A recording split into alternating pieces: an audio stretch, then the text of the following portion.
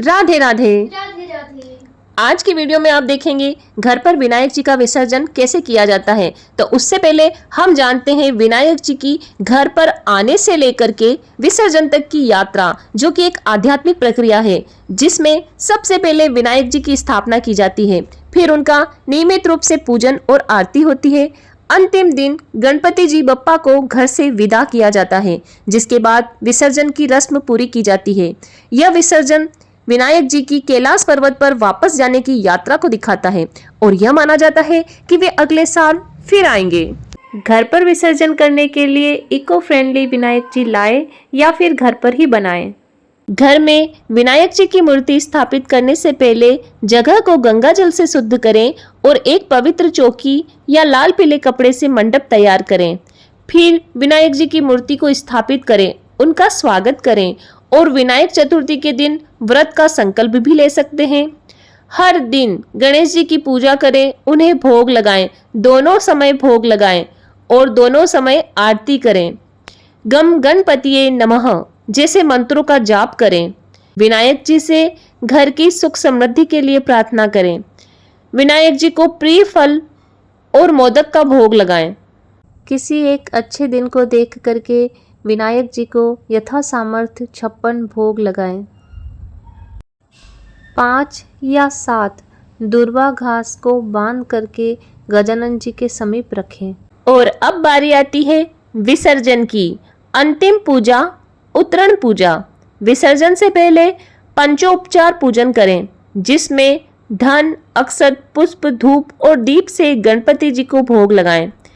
विनायक जी से किसी भी अनजाने में हुई गलती के लिए माफी मांगे और उनसे अगले साल फिर आने का आग्रह करें।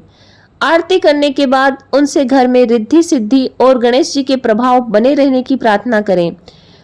अब विनायक जी को विसर्जन करने से पहले अपने घर के सभी कमरों में विनायक जी को लेकर के घूमें, उन्हें परिक्रमा कराएं,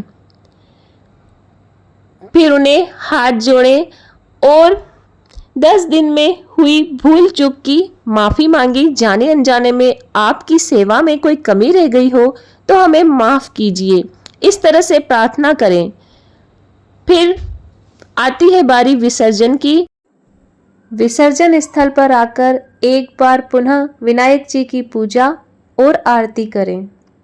मूर्ति को धीरे धीरे पानी में 3 डुबकी लगाते हुए विसर्जित करें। फिर जो पानी और सामग्री बचती है उसे पेड़ पौधे में डालें। ध्यान रखें कि वह तुलसी का पौधा ना हो। तुलसी के पौधे को छोड़ करके अन्य किसी भी पौधे में वो पानी डालें। यह माना जाता है कि विसर्जन से विनायक जी को ठंडक मिलती है और वे अपने माता पिता और भगवान महादेव और देवी पार्वती के पास कैलाश पर्वत पर लौट जाते हैं, जो उनकी स्वर्गीय यात्रा का प्रारंभ होता है। तो विनायक जी महाराज की जय हो।